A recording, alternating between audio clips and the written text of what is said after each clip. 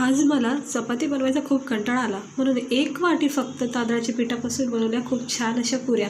त्यासाठी 1 वाटी पाणी तापत ठेवायचं आहे. उकळी आली की त्यामध्ये थोडासा ओवा, थोडंसं चवीनुसार मीठ, थोडीशी कोथिंबीर आणि 1-1.5 चमचा तेल याच्यामध्ये टाकून घ्यायचं आहे.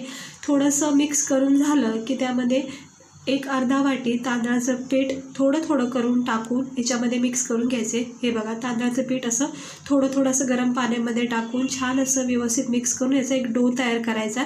आणि मग हा डो तयार झाला की याला थंड करून घ्यायचं, एका प्लेटमध्ये काढून घ्यायचं आहे.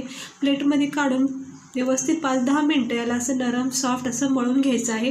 आणि मग छान अशा गव्हाच्या पिठाच्या पुऱ्यासारख्या याला लाटून घ्यायचं हलक्या हाताने. गरम पॅनमध्ये तेल तापत ठेवून क्रिस्पी ब्राऊन रेड रंग येईपर्यंत अशा नरम सॉफ्ट आणि क्रिस्पी अशा तांदळाच्या पिठापासून होणाऱ्या अशा आहे खमंग टेस्टी पुऱ्या नक्की एकदा ट्राय करा. आणि अशीच रेसिपी बघण्यासाठी माझ्या चॅनलला सबस्क्राईब, व्हिडिओला लाईक करा.